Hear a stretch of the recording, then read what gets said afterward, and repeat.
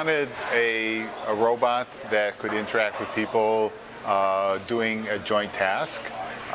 We figured people would like to play games, and so we'd make the robot play games with people. They could interact during the game. The robot could comment on the moves that the people make, and then how it's doing relative to the person.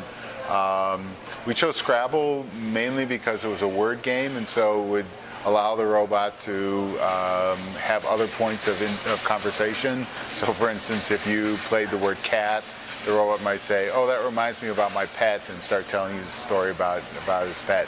So, and most people know how to play Scrabble, so it worked out well.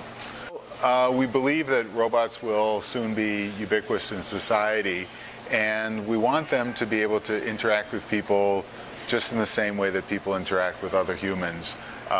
For instance, if we have a robot, service robot in someone's house as an assistant to someone who's elderly or with disabilities, then this machine is going to be there for 24/7. And if they feel that it's more than just a machine, more than just like their dishwasher or their microwave, it should interact with them in ways that they believe that anthropomorphic beings should do that. Okay, so we use our fingers, just tap it, and we should both be in a game. Scrabble, shall we? Okay, let's play some Scrabble. When this light is on, it means it's your turn, so it's Victor's turn. And he's thinking about what to do. Doesn't play with much strategy, so... It could be worse, I suppose.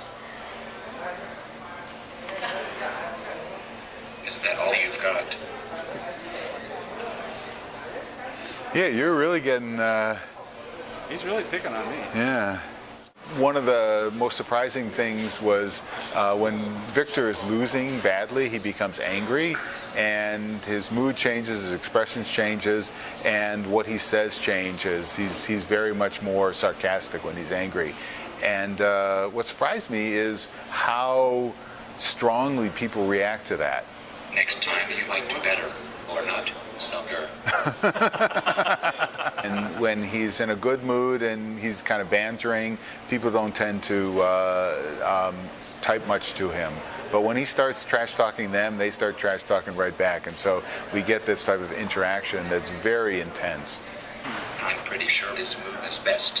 When we were still developing it and it was still in the lab, we had these high school kids from Andrews Leap come out, and I came in at the very end of the game.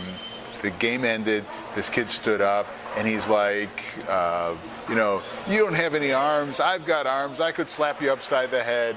And I was like, when he left, I was like, what was that all about? And they said, well, we were playing him in the angry mood to see what would happen. And I was like, wow, yeah, it really worked. I think people feel that,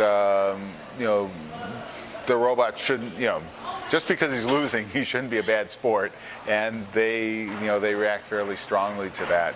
That was a big surprise how strongly this change in mood will affect people. They don't seem to, when he goes from kind of a neutral mood to a happy mood, there's not much difference, but when he gets angry, it's really quite remarkable how people react in that way too.